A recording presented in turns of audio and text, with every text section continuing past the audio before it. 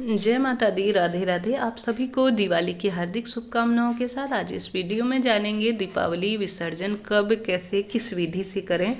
सबसे पहले आप दूसरे दिन भी दीपावली का जो सामग्री है पूजन में ली है वह विसर्जित कर सकते हैं। आप चाहें तो भाई दूज तक माता रानी की सेवा अर्चना करना चाहते हैं तो भाई दूज के दूसरे दिन भी आप इसे विसर्जित कर दे सकते हैं। आपकी इच्छा पर आधारित है आप किस तरह से इसे करना चाहते हैं। अब बारी आती है विसर्जन कैसे करें। विसर्जन जो है आप दूसरे दिन कर रहे हैं तो पूर्ण रूप से स्वच्छ हो जाइए। भोग जो है सबसे पहले भोग की बात कर लेते हैं। भोग आप पूजन के 1-1.5 घंटे के बाद ही उठा लीजिए और पूरे घर में प्रसाद के रूप में वितरित कीजिए। अब जानते हैं कैसे विसर्जन करें। विसर्जन जो है आपको पूर्ण रूप से लाल पीले वस्त्रों का चयन करने के पश्चात आप माता रानी को भोग लगाइए, उनकी आरती कीजिए। उसके बाद जो है आपको माता रानी और समस्त देवी देवताओं से कहना है कि हे प्रभु, मैंने आपको पूजन में आमंत्रित किया था, आप मेरे घर पधारे, आपका लाख लाख धन्यवाद। दोबारा जब भी पुकारूं आप अवश्य आइएगा। सबसे पहले षोडश मातृका में जो सुपारी है उसे या अन्य सामग्री ली है तो उसे आप दोबारा काम में ले सकते हैं। इसके पश्चात जो रुपया है वह जैसे आप ये समस्त सामग्री दान देंगे उन्हें दे सकते हैं, पंडित जी को दे सकते हैं, निर्धन जन को दे सकते हैं जिसकी उन्हें आवश्यकता है। पूजा में जो समस्त चावल या गेहूं सामग्री इस्तेमाल हुई है, कबूतरों को, पक्षियों को या निर्धन जन को अगर यह खराब नहीं हुई है तो उन्हें दान दीजिए। ऐसे व्यक्ति को दान दीजिए जिनकी इनको आवश्यकता है।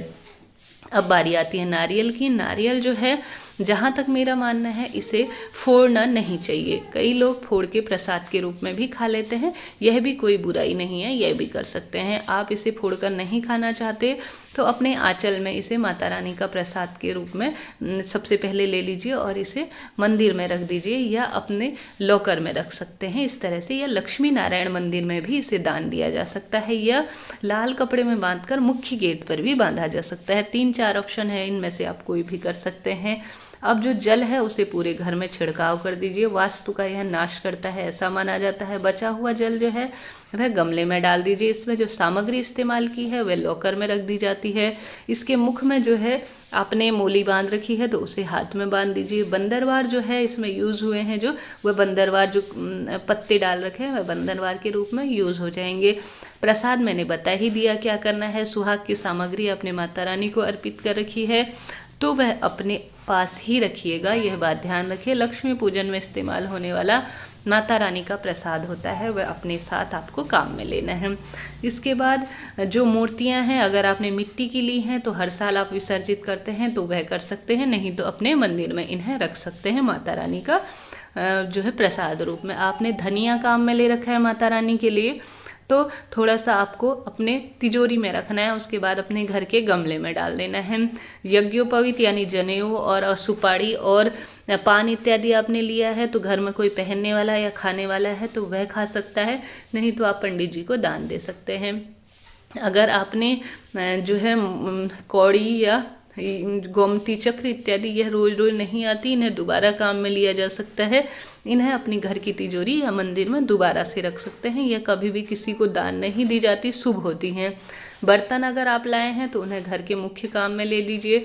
और इसके पश्चात जो दक्षिणाएं आपने काम में ली हैं अपनी घर की बहन बेटियों को आप जरूर दान में दीजिएगा। माता लक्ष्मी का अवतार और स्वरूप के रूप में जानी जाती हैं। घर की बहू बेटियों को इन्हें जरूर दीजिएगा। उनके आंचल यानी उनकी जो झोली है उसमें आप इन पैसों को आवश्यक रूप से रखिएगा। कुछ आपके दान के रूप में चढ़ाई हुई हैं तो उन्हें दान के रूप में पंडित जी को दे दीजिएगा। यह बात ध्यान रखिए। सप्त धान्य अगर आपने काम में लिए हैं तो उन्हें कबूतरों को दे दीजिए।